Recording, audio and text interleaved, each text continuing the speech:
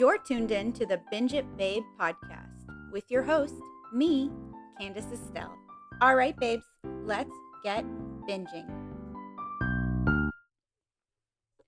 Hey, hi, hello, and how are you, babes? It is me, Candace Estelle, back to do another episode of 911 Lone Star with you. 911 Lone Star, Season 3. Season 3. That's a 6. Season 3.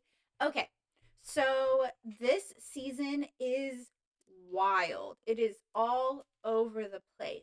Now, excuse me while I eat my Chinese food, my stir fry, very high in sodium, not Owen approved, but this one's for Gwen. So,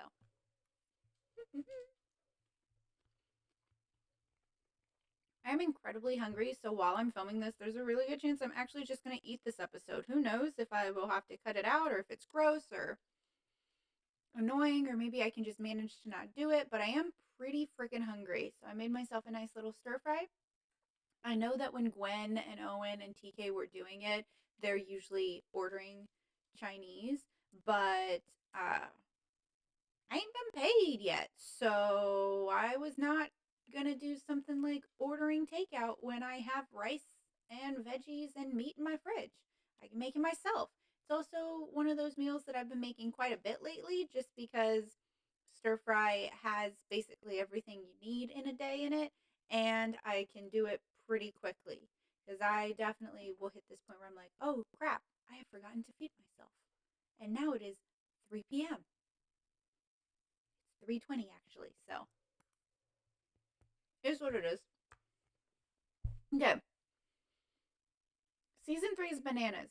Lots of so much happens. So much happens. Also too much happens. And it's a stressful season, okay?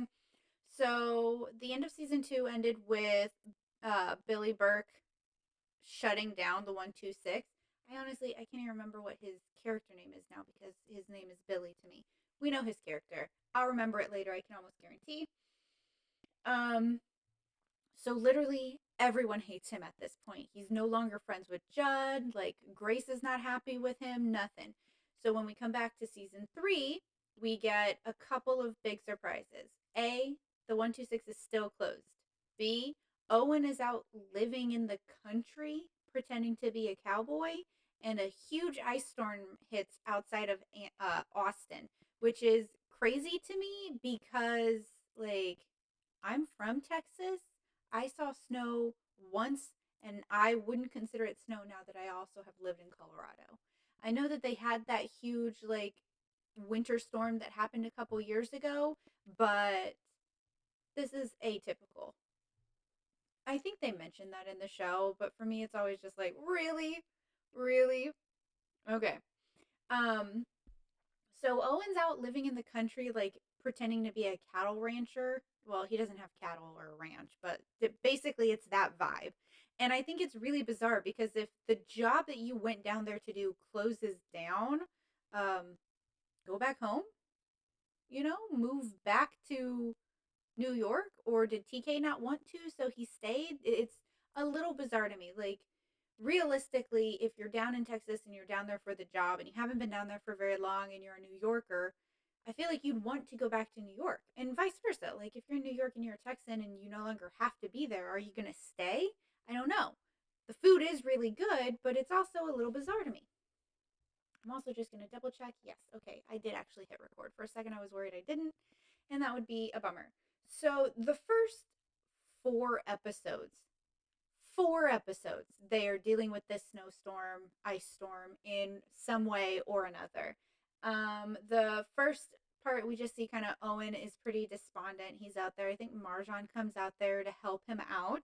And then on the other hand, we see Tommy, TK, and Nancy, and they're all working for like a private ambulance company at this point, and they're miserable. It's a for-profit situation. It's awful. They're constantly trying to like push drugs on people and care that's just going to rack up these bills. And obviously, Tommy, TK, and Nancy aren't about that life.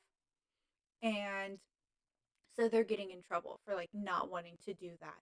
Keep in mind that Charles passed away at the end of last season as well, which was incredibly difficult to deal with and so sad. And so Tommy is now a widow with young children who were 9, maybe 10, and then lost her work when that bananas guy did all the arson and blew up the firehouse. And then Billy Burke's character was like, well, not gonna redo it. What is his character's name? I can't believe I can't remember this. But you know what? There's so much stuff floating around in my brain. Like, okay, I'm going to move on because it's a little bit silly to get stuck on. But I also think you guys appreciate when you get to see stuff like me being stuck on things. And by you guys, I don't know who I mean because I only have 3 viewers as far as I can tell, numbers wise. And I really appreciate my 3 viewers. I think it's really great, but it's also a little bit stressful because I'm just like, this takes a lot of work. I have to plan my meals, I have to plan the outfits, I have to make sure to like have the energy, watch the shows, take the notes, be prepared, and it feels a little bit like it's going out into the ether. I know that's not true. I know that it takes time, but some days you're just tired, man. The full moon just happened. It's exhausting. Life is tough, and it takes a little bit out of me to like be doing these and feeling like I'm having a chat with somebody and then I haven't really. But on the other hand, I know that one day I am going to wake up and a whole bunch of people will have been watching them and they'll watch the old ones and they'll be able to just go and binge me and see all of this and hear me chatting with them and talking, and it'll be wonderful. It's like this archive of conversation, you know? Here we go. Let's go talk about this show and that show. And I can't wait for that day. So for now, I'm just going to plow through. I'm going to keep doing it. Um, so yeah, Judd and Grace are getting closer to the baby being born. And then we have the next episode, which Tommy, TK, and Nancy go try to save a kid who like fell in an ice lake. And then TK basically gets hypothermia because he jumps in and he does some stuff that he should have to save the kid, but also super dangerous. And then TK ends up in a coma. Owen, on the other hand, is still out on his ranch with Marjan, who had left, but like gets hit by a car or something. She stops being able to leave and she's walking back. And then she sees these guys, cops. She goes to have the cops help her. And basically, what happens is she sees this cop execution style kill someone because he's unaware that she's behind them, and then she realizes like, oh god, something is going on the other hand, Owen is at his house and there's this migrant person there who Owen is trying to assist but he can't understand him, and then the Owen ends up leaving. The first 4 episodes are a little blurry for me, so I'm trying to get there. I'm discussing all 4 right now, okay? Just keep that in mind. Basically, Owen ends up being able to shelter a huge migrant ring, like immigrants who have come over, and we find out that the cops that are dealing with this are actually the coyotes and they're exploiting people. And then if they can't pay or if something goes wrong, these cops are just straight up killing these people. What is on my face? I feel like that's every episode. You can just see me like constantly touching my face. It's because I have pets.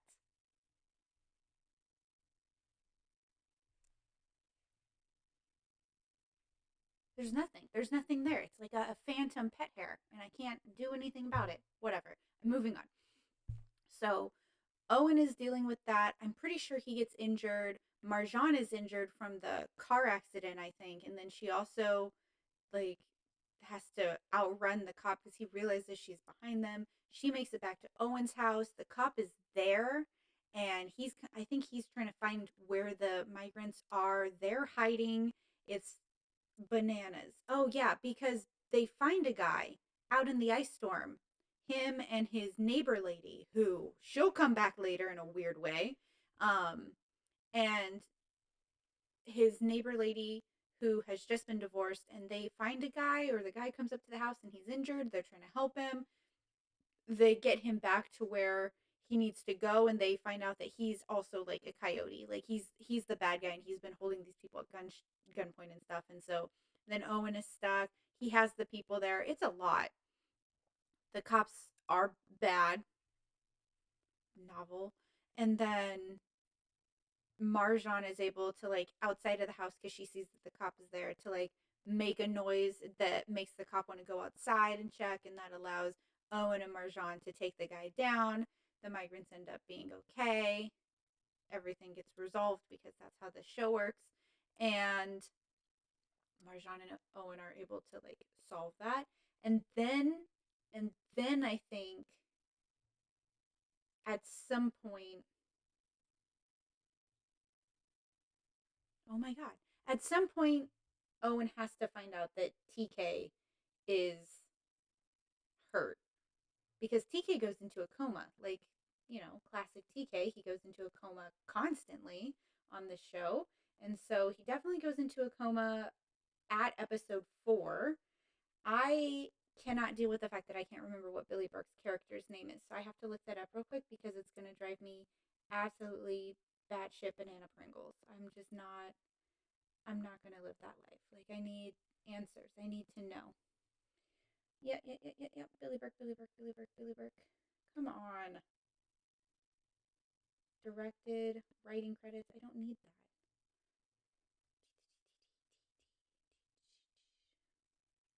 Ridiculous that she's up that high. Billy. His character's name is Billy. That's why I couldn't remember a different name because it's the same name. Okay.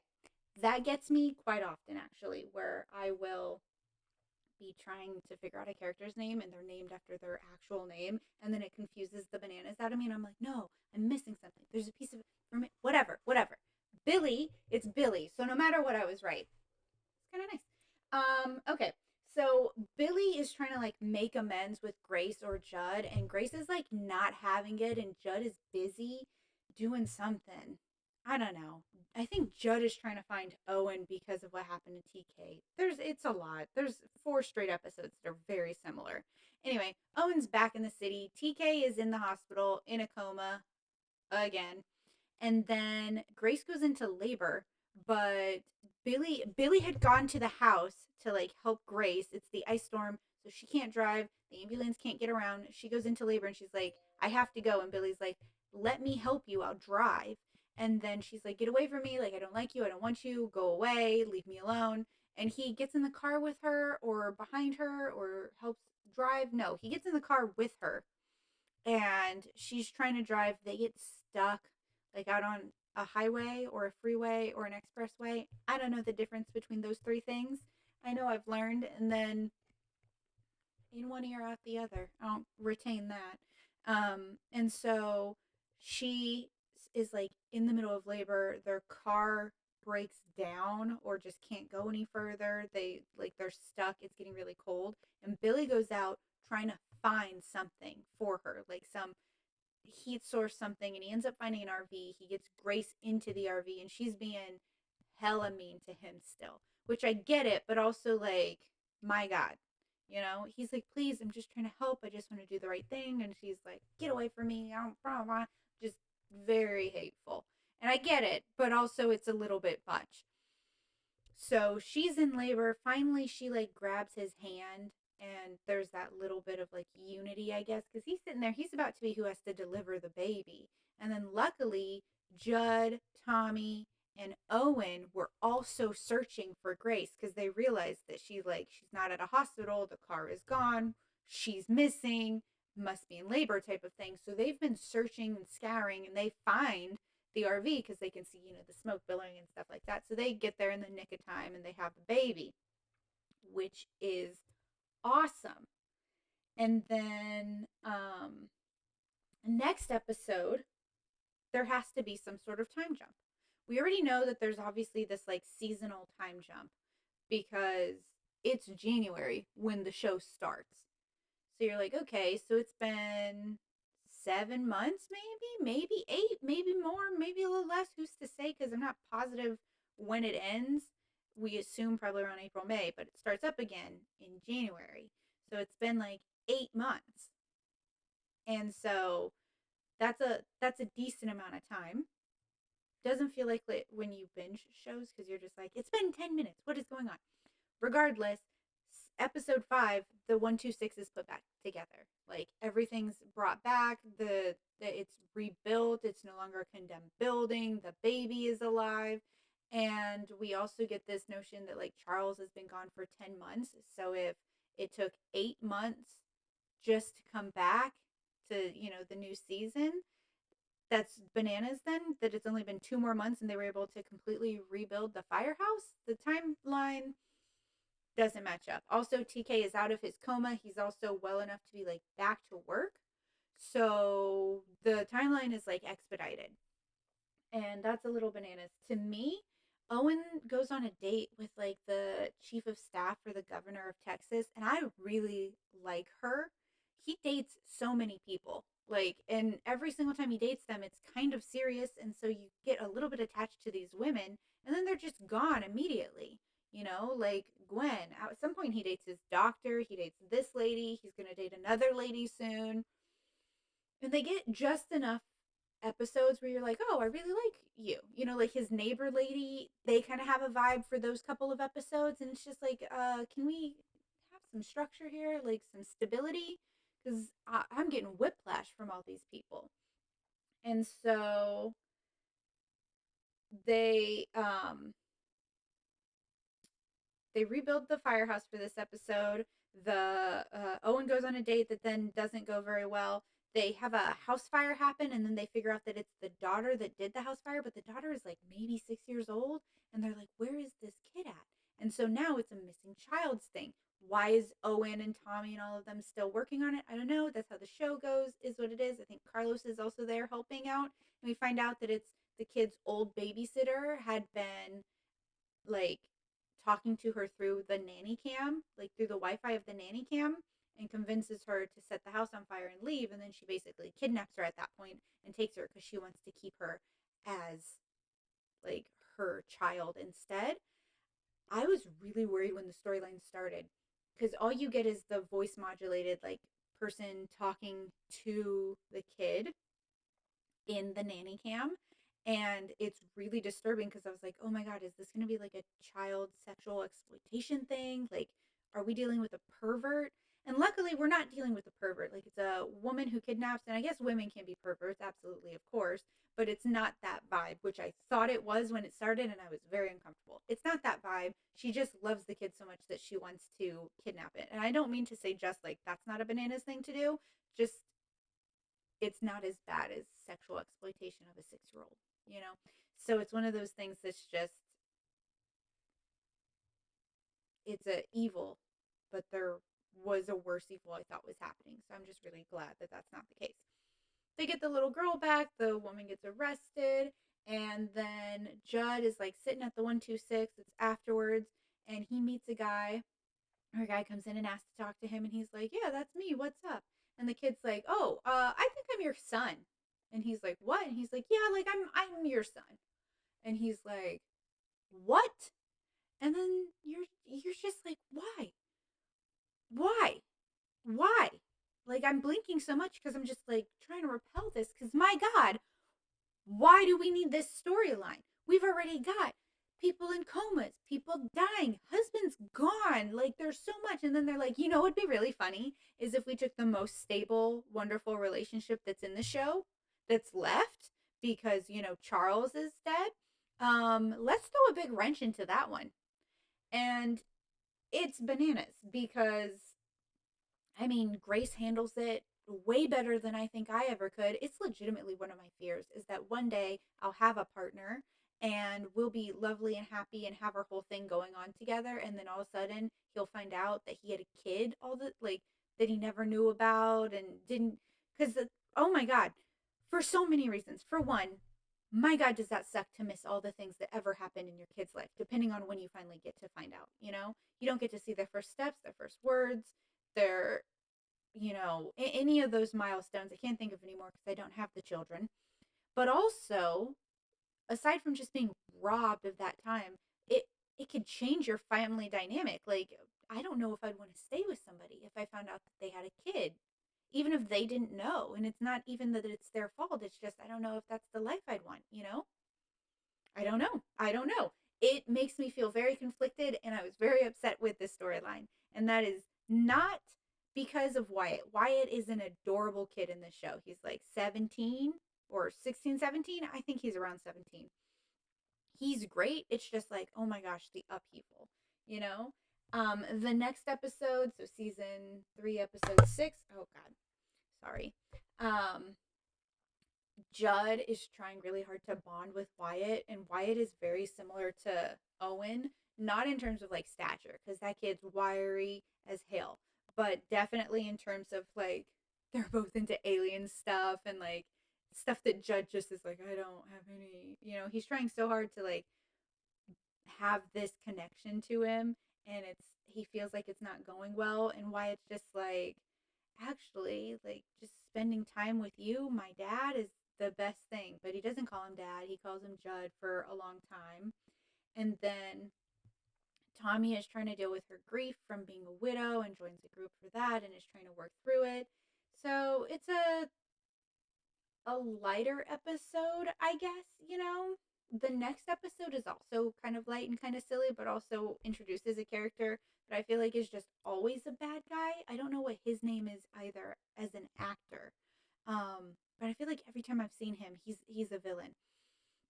And so it's Owen and police sergeant, like sergeant, like get into it, and they have like a rivalry, and it gets filmed, so it gets put online, and then it's like on the news, and it's like the fire department is fighting with the police, and the fire department's being kind of like shitty, but the police are being bullies, and it's kind of ridiculous. And so they decide that they're going to settle their differences through a interdepartmental softball game, which, okay, I think that's a great way to like solve conflict.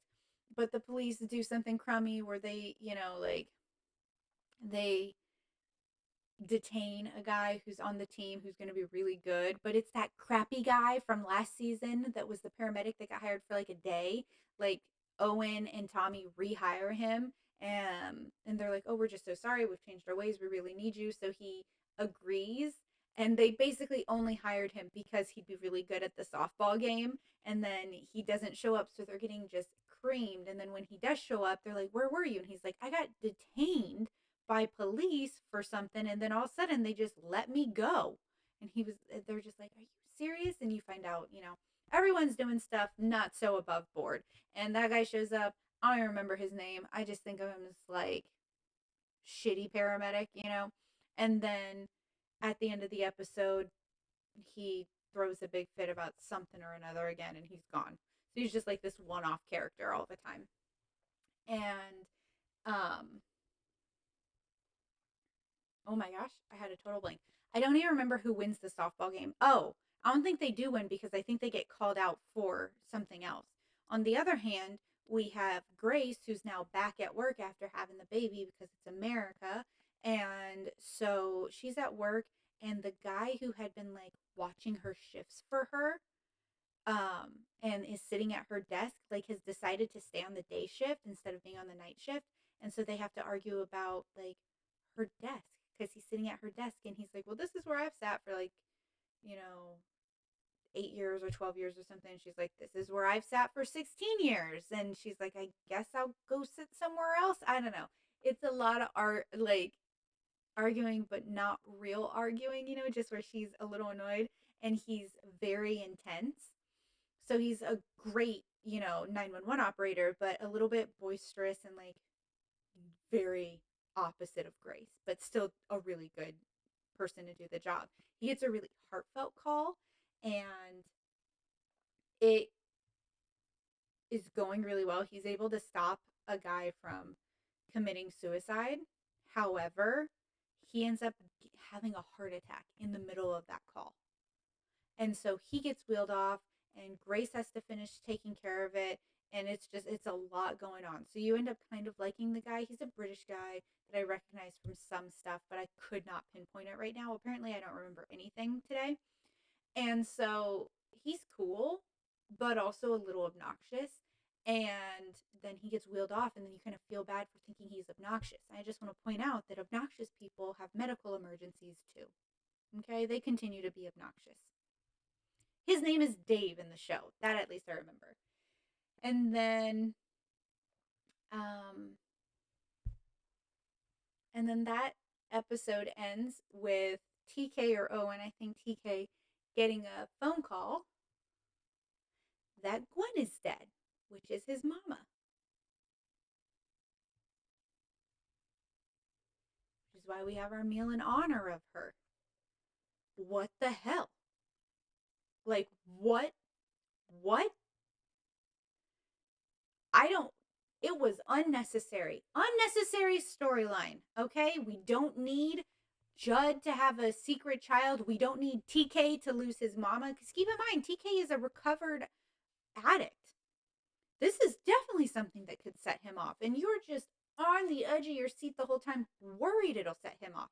Because the next episode just starts with them trying to get to New York. And TK goes into work still. He's still at the other paramedic place, the like privatized paramedic place with Tommy and Nancy. And he goes into work still, and they're like, "What are you doing, buddy? You got a flight." And he goes, "I don't think I'm gonna go. I don't think I. And she is Jewish. I think she's Ashkenazi Jewish. Gwen is. I think Lisa Edelstein is probably Jewish in real life as well, because I think her character Cuddy is Jewish in House MD. Regardless, she's Jewish, so you have to bury her immediately. I think it's like within 24 hours in Ashkenazi Jewish tradition. And so they need to go immediately, and he's kind of having a breakdown. And he goes into the paramedic place, and he like is about to steal meds, and he gets caught, so he just kind of stops and plays it off and leaves.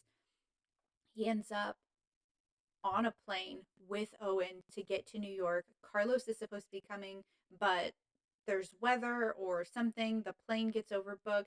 Carlos can't make it, but he's able to book. Yeah, their flight that they were going to be on, I think it's canceled. And Carlos is able to book them 2 seats, not 3, on a flight that's leaving within like half an hour or something. They're already at the airport. And he's like, "I'll be there later, but you cannot miss this, like your mom being buried thing." So TK and Owen are on the flight, and this whole time you're just like, did TK get drugs? Is TK grabbing alcohol? Because you're also getting these flashbacks of when Gwen went and grabbed TK and got him into rehab, which is really ugly because he's fighting the whole time. And he is, like on the plane drinking alcohol, but you can't tell if it's today or if it's a flashback. And Gwen is there, and she gets him all the way to the airport in, I want to say, probably San Francisco. And he's like, "Aren't you coming with me?" And she goes, "No, you have to do the rest of your journey on your own. Like, I got you this far, but I can't just keep holding your hand, basically." And he's like, "But I need you." And she's like, "I'll be here. But this part of your journey you have to do on your own." And he does go to rehab. Obviously, he's recovering. And so then he goes into the bathroom for a really long time on the flight that he is on with his dad, with Owen. He goes into the bathroom for a really long time. And I just remember being like, "Please, please, please, please don't be drinking alcohol. Don't have gotten any drugs. Like, please don't reverse your sobriety because it's so important, you know?" And I'm just terrified that that's what's going on. And then I don't have time to be terrified anymore because there's some sort of plane malfunction or something happens, and the window busts out. I feel like TK was there for that. I don't know. The window busts out on their row, of course, and then either TK or Owen is able to get the lady who like is almost sucked out of the plane back in her seat, and then everything's going crazy. But she's got like a carotid artery that's been like, I don't know, or maybe carotid is the word to say that your artery's been like, she's dying. And so Owen is like, "Hey, you gotta help her because you're a paramedic. There's no other doctors on board." And so they're doing their best, and then you're like, is TK drunk? Because you can't tell, and he's kind of panicking. At the end, we find out he's not. He hasn't had alcohol. Okay, those were flashbacks from when he was with Gwen, and they are able to save this woman's life, but they end up having to turn around and land right back in Austin. So they miss her funeral. They miss it, which is just awful because I don't know, like if you remember in season 2, Gwen gets pregnant. So she's had the baby. We see her once. Once she's had the baby, she comes and she visits the guys at the firehouse. So probably the episode before. So it's like she visits, she goes back home, and basically what happened is when she was back home, she went to go cross the street and a courier was coming too fast. Like she had been looking down or something, and she's able to push the baby out of the way in the pram or stroller, and the courier hits her and she falls backwards and hits her head and is basically dead on impact. Um and so the baby's still alive. The baby's going to go live with its father, which is Enzo. And that is like traumatizing because I think Owen and TK or Grace, maybe someone, they get to, or we hear the 911 call where the courier's just like, there's so much blood. There's blood everywhere. She had a baby. I don't think she's moving. And you're just like, what? What? And then they don't make it to the funeral. They don't make it. They can't, they don't go. Like they try so hard and they don't go. And I don't know. It's emotional, and I was really bummed that they killed off her character. But I'm really glad that TK doesn't slide out of his sobriety. Um, and then let me see. Lots of other stuff happens this season. Owen ends up getting a bird that was Gwen's, that he had been kind of mean to Gwen at some point when they were divorcing. He had said something mean, and the bird kept repeating it. And so he thought the bird hated him, and he has to go through this like process of, being nice to the bird and accepting that he'll have the bird the whole rest of Owen's life, probably. And then once he finally accepts it and is able to like work through all of that issues, the bird dies. He's now dating someone else at this point, I believe. Which means that the part like the anthrax scare or ricin scare or whatever that happens with the other lady has already happened. There's so much. That's what I'm telling you. It's so much. It's hard for me to keep track of it. It's so difficult because now I think he's dating the lady that's super rich. And then, okay, I can't keep doing this by episode because it's so chaotic. Paul gets hurt. He has to go into a surgery. Um, that's also something that's like scary that happens. And then, no, maybe the bird hasn't died yet. Maybe he gets the bird. I don't know. I think I'm mixing up the ladies because they happen pretty back to back and they do look similar enough. I think it might be the governor lady who helps the with the bird and then the bird dies. And then she has the scare. The I think yeah, she get her name is Catherine. She's the governor's chief of staff. I think the package that they get is like a biohazard thing, but they can't identify it. But she's definitely come into contact with it. And her problem is that Owen was starting crap because she's getting harassed because I guess that's just how we treat people who are in the public eye, whether we should or not. And he kind of gets rowdy about it and makes a scene. And then she gets mad at him because she's like, look, this is my job. This is part of my life. So you can't just get upset and start a fight every single time. And she's like, also, what kind of adult are you starting fights in bars? Grow up. And I was like, she got a point. And then Owen's like, I think I might have some anger issues. There's a lot, lingering, blah, blah, blah, blah. So I really liked her, and I was bummed that she ends up just not working out, I guess. Um,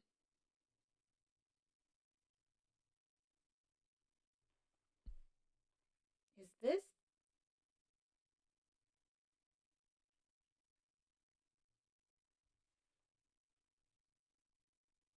Yes.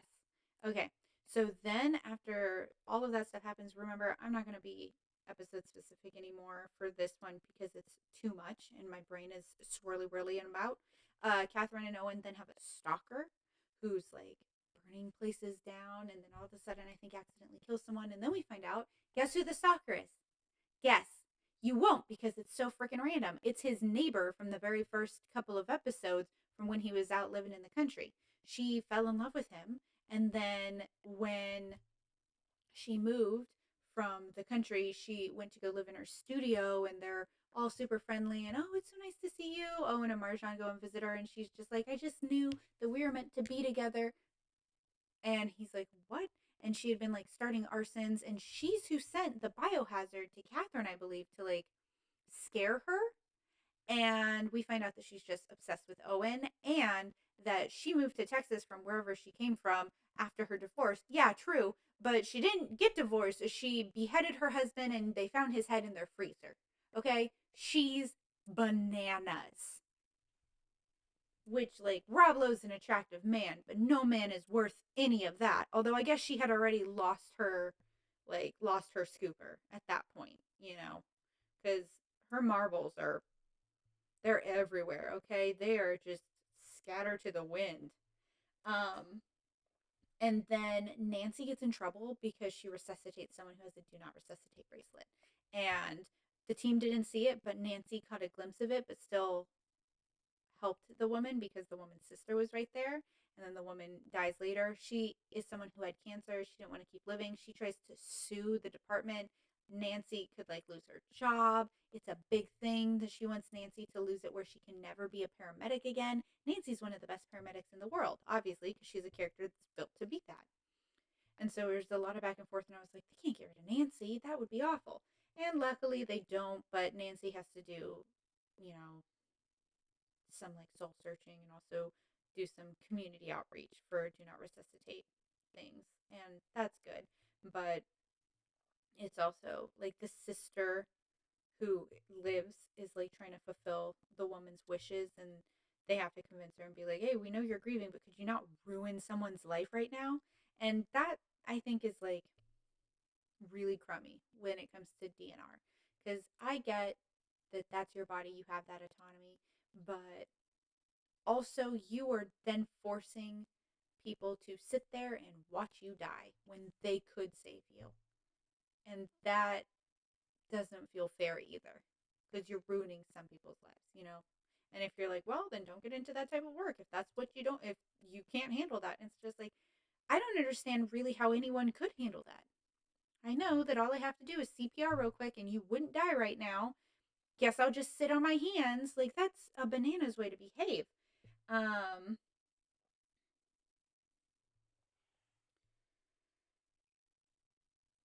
okay. At some point in this season, Carlos gets kidnapped while he's on a case, but he goes after hours because it's one of those, like, he has a hunch. He crawls through this tunnel because the woman was like, I swear the guy was here, but no one ever leaves. So, got it. I remember what happened. This is a different season. This is a different season. Scratch that. Record, just scratch it. I take it back. Okay. Um, oh my God, what happened? Okay. I don't remember what happened, but I do know that TK gets dosed by someone. I think he got dosed by the stalker lady, but I don't remember. Basically, he's no longer sober, right? And it's not even his fault. So he has to go back to like 0 days sober, immediately get an AA sponsor, and all of this stuff. And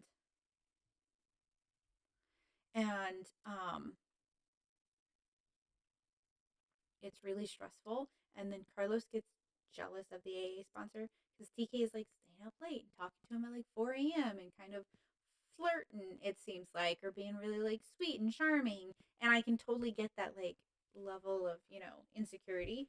And then we meet the guy and he's a little cutie. And so Carlos is like, what the hell? And TK's like, hey, he's straight. Also, I need this relationship. I can talk to you about things and I know that, but there's a difference in someone who's been through that and understands, blah, blah, blah. And so it's kind of one of those things where, like, I don't know how I would handle that. I 100% understand where Carlos is coming from, and I 100% understand where TK is coming from. I do think he was being a little too flirty, but I also think that that's how it was written, so that's how it seems. So it's really difficult, I think, and I appreciate that they have a conversation about it. They're able to center, and it doesn't become a huge storyline where, like, TK's going after his AA sponsor or anything like that. It's really nice. And then um I'm trying to remember. Yep. Okay. So right after that, just because we're gonna stay in like some interpersonal problems, Tommy's brother-in-law visits. His name is Julian, and they have a vibe, and that is uncomfortable because they definitely end up sleeping together and being together, and it's weird. She does not like him when we first meet him because he like missed the funeral and he's always, erratic and stuff like that. And then they kind of are able to come together about it and have a conversation. And then I guess that leads to being able to sleep with your brother in law when your husband has just died. I just feel like that's a I don't know. It's a little that it's taboo, I guess. But I do also kind of like them as a pair. Like they do make sense as a pair. And then um and then Marjan has to get after Owen because Owen keeps like throwing these huge fights and getting in trouble. And she's like, "Hey, we're gonna lose you as our captain. Like, can you get it together?" And and then we find out, I think that I don't know. I'm trying to remember. Yep, got it. Then we have Grace and Judd who have the new baby, and then Dave comes back to work. We find out that Dave had told this like very sincere story about losing his father via suicide to that suicide guy to be like, don't do that to your child, don't do any of this, blah blah blah. And then we find out that like that was a lie, which automatically I was like, I don't like Dave.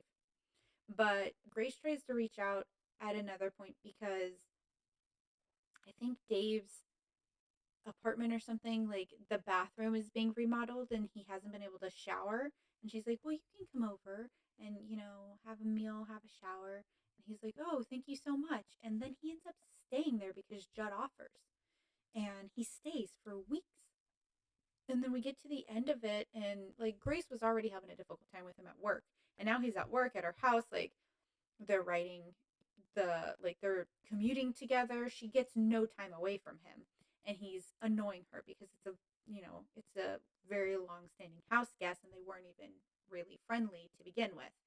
And then at the end he's like, hey, I have to leave, like I don't care that I don't have water or anything. And she's like, what? And he's like, it's too much. I want to be left alone. I didn't really even want to come for dinner. I was trying to be polite, and then your husband offered. I thought that's very nice, so I tried, but I just want to be left alone. If I wanted to be around family and be in a family, I would have stayed in Britain. And she's just like, okay, bye. And it kind of works out, which is a little bit funny. And then um we have the guy who gets like bitten by that lizard, which is a really silly one in my opinion, but it is what it is. And I think Owen at this point finally, like, he's in therapy, and I think he starts unveiling like that he has yeah, sorry, my cat is here. That he has a father who's still alive, who's in California, who hasn't seen since he's a kid. And like we see all of these flashbacks in the next, episode or so, where like Owen is surfing in, I want to say like Santa Barbara or Santa Monica or, Santa California, whatever. Um and his brother's with him, and he's like, okay, one last wave, like you can come if you want. And his brother basically just gets pulled down by the current and drowns, and Owen pulls him out and does CPR, and it doesn't work. He's called 911 from the little payphone, and his little brother dies. And Owen always feels guilty about it, and his father is just like, it's not his fault, blah blah blah. And you can see like his mom and dad start fighting all of a sudden, and then his mom decides to move to New York, and his father doesn't. And he basically never sees his dad again. He's like, Dad, why aren't you coming? And I think it's just that, like, that pain of losing a kid, which I think I have said before, but I'll say it again on here. My worst fear, having a kid, losing a kid, worst thing that could happen to you, I think. And a lot of bad stuff has happened to me. I think that is the worst thing that could ever happen to you in your life.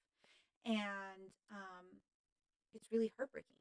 So he hasn't seen his dad, but he finds out that his dad is like dying.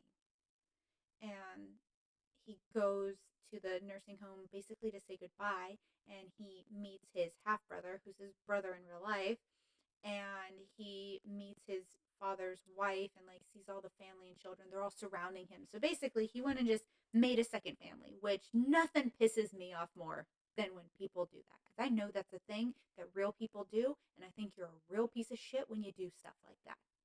Not going and remarrying, but just completely abandoning your first children, pretending basically they don't exist, and then never ever following up for the rest of your life, especially if that's a long time. And then going and having a whole nother second family where they're your firstborns now, and you just pretend like the first ones never happened. What the fuck is wrong with you? Your first children are just as much your children. Furious. Furious. It's like, it's so selfish to just be like, well, I was having a difficult time. Yeah, but you're the fucking adult. You grow up because you have another kid to take care of. You don't decide to just start from scratch and pretend none of that happened. Do you have to talk to an ex afterwards? Nah. I mean, if you have a kid, you kind of do. But no. But your kid, you don't just get to start from scratch with your kids. You know, not unless they're all dead or, you know, they've disappeared. But if you have the capability to go and talk to them and be a part of their lives and you've chosen not to, and then on top of that, you choose to start a whole new family, go fuck yourself. And I do not mean adopted parents, you know, like you give up a child for adoption and then down the road you keep other children. That's not the same thing. I'm talking about that was your kid. You were going to be their parent. Something happens between you and your spouse, and then you just decide, start from scratch. Whatever. He dies. I'm not sad about it. I'm also really fucking annoyed at his wife, who, when she sees Owen, is like, you must be Owen. And he's like, yeah. And she's like, why are you here? Why are you going to come here to make him feel bad when he's dying? Like, you don't need to be doing that. You can just leave. You don't need to have a conversation with him. And it's just like, how about you go fuck yourself, lady? You don't get to just sit there and pretend like you're protecting this poor, sweet little old man. He's a human being who did some fucked up shit, so shut the fuck up. Okay? Don't sit there and be like, I have to protect him from having to deal with the consequences of how he behaved in his life because he's sick and he's dying, so he doesn't need to hear it. Eat shit, lady. Eat shit. And luckily, his half brother, who, like I said, is his real brother in real life, is like, Mom, let him go talk to him. His dad's in a coma. Like, there's no fucking nothing there anyway. I don't know. It makes me angry. I hate when people are like, yeah, but now that he's old, like, you don't want to trouble him. The fuck I don't. He still caused all the pain. And that type of thinking is why no one can heal from anything. Because they're like, well, I guess I'll just suck this in and it'll just become cancer later. It's bullshit. So luckily he goes, he talks to his dad. He's very sweet about it still. I probably would have been a little more heated, who's to say. And he just like has his piece. He says his piece. He's like, I didn't realize I wasn't going to see you again. I don't know what happened. I'm glad you had a nice, beautiful life. And then the old man like acknowledged him in some way. I think he says Owen or whatever. And that's apparently healing. I think it's bullshit, but whatever. Like, if that helps Owen, that's good. And if that man was like, I regretted it my whole life, then maybe you shouldn't have been such a fucking coward. And at some point in your 80 plus years, you could have gotten the courage to go and have a relationship again with your child, or at least tried. They show that he like held on to his, newspaper clippings from being a firefighter and all of the things. So, oh, he followed you your whole life because he really did care. Then don't be a coward. If you reached out and the kid was like, no, I still don't want anything to do with you, fine. That's different.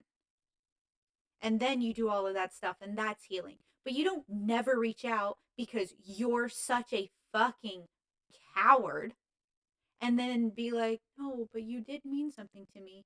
Just not enough for me to get over myself for 10 seconds and possibly face rejection. So I get a little heated about stuff like that. I think that you're a bad person if you do stuff like that. I don't care that there's nuances or, oh, there's a reason. If you knew where your kid was, you willingly left, none of that is okay. There are definitely different circumstances like adoption, putting your kid up for adoption and then following them and not getting in the way because they were adopted and you know that and you don't want to mess up their life. That's not the same thing. Especially because I'm pretty sure Owen was like 14. You were his fucking dad for 14 years and then you're just gonna up and piss off forever? I'm glad you died and I hope it was painful. I know you're not a real person, but people who are like that, you know who you are.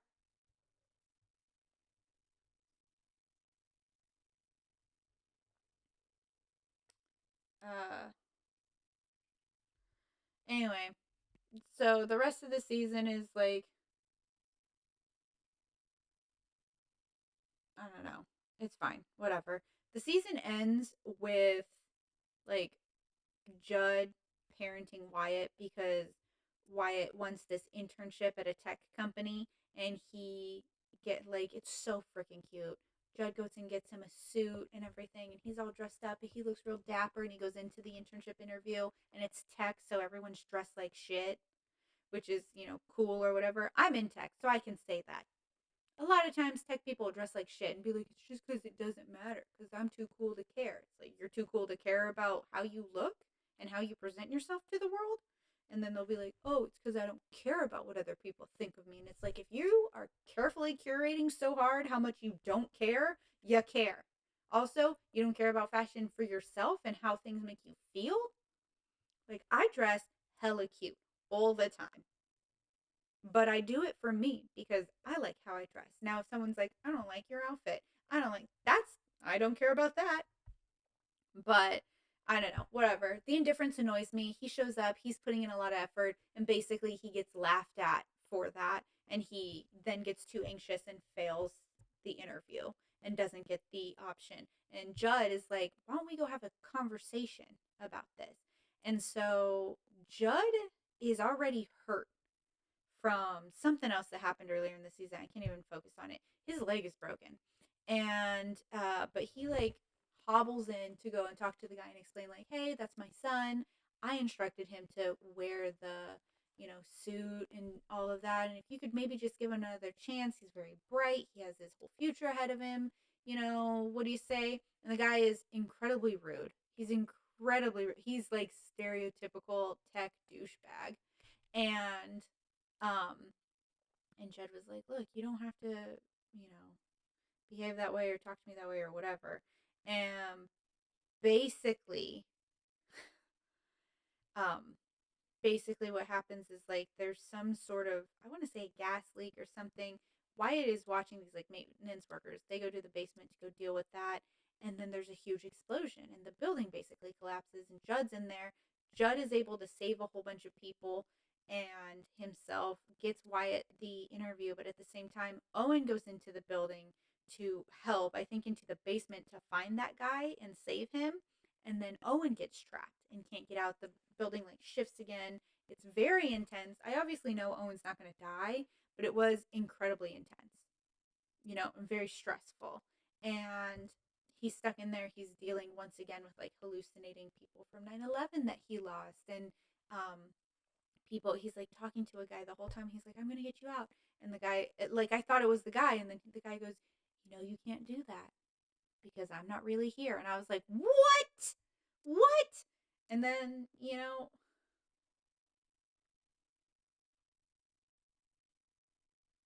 I don't know. It's rough. Obviously Owen gets out.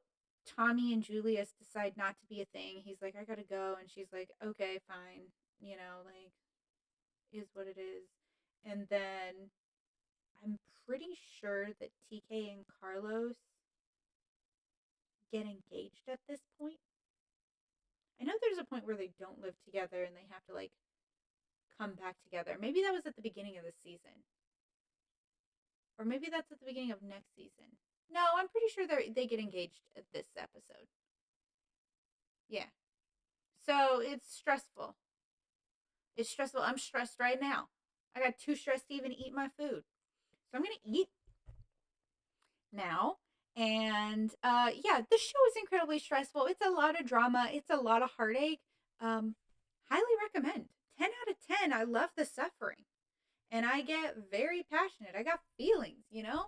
And I enjoy having a show that elicits some kind of emotional response, right? It means that it's good TV. At least it is for me. I'm very much so someone who does their best to like suspend their disbelief with a lot of things. Timelines, all of that stuff. I'm like, that would never happen. You know what? In this universe, it is happening, and I'm just going to let it happen.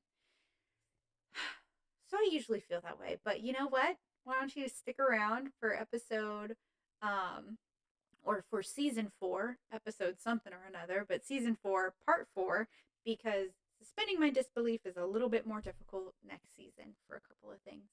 So, goodbye, babes. I hope you binge this show like I have. I hope you enjoy it. It is emotional, so be in the right state of mind to be able to do that. Um, if you are an emotional little bird like I am, and you find yourself watching this show and it feels too heavy and you start crying and feeling like that, I just want you to know it's okay to cry. And sometimes it's really good, especially like I know for women, we release cortisol and stress hormone. Like we release when we cry. So if you need a good cry, this is the show for you, dude. This is the show for you. Um, it's it's good. It's just emotional. And a lot of times I avoid emotional media because I'm like, I got like life is hard. But this show has you, and it's uplifting and heartwarming enough that it balances it out, at least for me. And if you find yourself crying with media, then feel good that you are getting the story the way it was intended, right? To elicit an emotional response. And know that I cry too. I have to hold back tears sometimes, like describing things. That's why you'll notice I'll start going through some parts a little faster. Because I just am like, you know, there's no shame, dear listener or watcher, in showing emotion, in expressing emotion, in crying, in getting upset, in being passionate, in having fun or being silly. There's no shame in the human experience. The the human experience as long as it's not perverse. There's some things to be ashamed of, but enjoying media like this is not one of them. You should not be ashamed if you cry. If you do cry, let me know.